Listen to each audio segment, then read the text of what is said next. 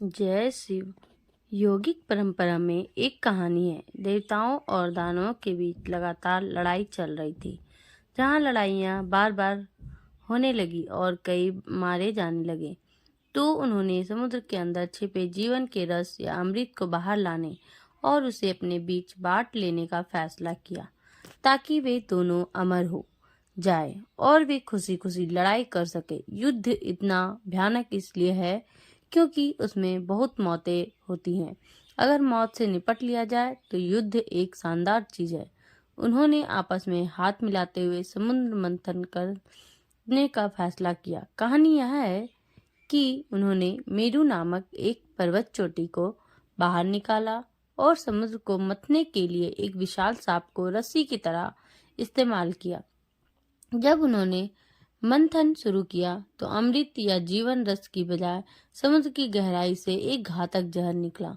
उसे हलाहल कहते थे। यह घातक जहर बहुत ज्यादा मात्रा में था। सभी देवता डर गए कि अगर इतना जहर बाहर निकला तो पूरी दुनिया नष्ट हो जाएगी और इसमें कोई कुछ नहीं कर सकता था। हमेशा की तरह जब कोई भी कुछ करने को तैयार नहीं था तो उन्हें लगा कि शिव ही इसके लिए सही होंगे। उन्होंने शिव को बुलाया और उन्हें दिखाया कि किस मात्रा में जहर निकल रहा है। अगर यह फैला तो जीवन नष्ट हो जाएगा। आपको कुछ करना होगा। हमेशा की तरह अपनी चिंता किए बिना वह उस जहर को पी गए। उनकी पत्नी पार्वती ने यह देखा तो जाकर उनकी गर्दन पकड़ ली, तो वह उनके गले तक ही रुक गया और उनका गला नीला हो गया। यह एक बहुत महत्वपूर्ण कहानी है। यह हर इंसान के लिए सच है। अगर आप किसी इंसान की गहराई में जाएं तो सिर्फ एक चीज होती है, लगातार बढ़ता जीवन। अगर वे अपनी पहचान उससे जोड़ लेते हैं तो उनका मन और भावनाएं भी उसी तरह काम करेंगी।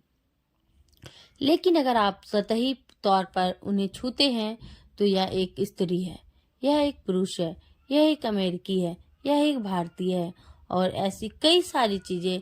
यह भेदभाव जहर है। जब उन्होंने सतह पर मंथन किया तो दुनिया का जहर बाहर आया। हर कोई जहर से भाग रहा था क्योंकि कोई भी जहर को नहीं छूना चाहता। शिव ने दुनिया का जहर पी लिया और वह उनके गले पर ही रुक गया। अगर वह अंदर चला जाता तो उनके अंदर जहर भर जाता, लेकिन वह उनके गले पर ही रुक गया ताकि वह जब चाहे उसे बाहर थूक सके।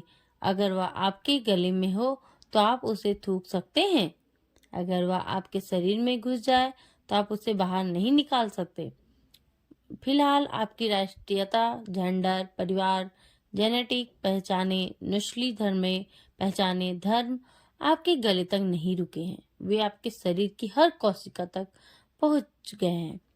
उसे मत कर ऊपर लाने की जरूरत है ताकि आप उसे बाहर थूक सके और यहाँ सिर्फ जीवन के एक अंश के रूप में जी सके। यही शिव के नीलकंठ होने का प्रतीक है। उन्होंने दुनिया का सारा जहर अपने गले में भर लिया और जब भी बाहर निकालने की जरूरत हो तब वे उसे थूकने के लिए तैयार थे। अगर वह उनके शरीर में चला जाता फिर उसे बाहर निकालने का कोई तरीका नहीं होता। सारी आध्यात्मिक प्रक्रिया एक तरह मंथन की प्रक्रिया है ताकि आपके सभी पक्षपात उभर आए और एक दिन हम आपको उसे थूकने के लिए कह सके। अगर वह बहुत गहराई में होगा तो उसे बाहर कैसे निकालेंगे? अगर मैं आपके किसी पूर्वाग्रह को बाहर निकालने की कोशिश करूंगा तो आपको ऐसा अनुभव होगा जैसे आपका जीवन बाहर निकाला जा रहा है। अगर मैं आपके लिंग, बच्चों, माता पिता या देश के साथ आपकी पहचानों को खत्म करने की कोशिश करूंगा तो ऐसा लगेगा मानो आपका जीवन खत्म हो रहा है।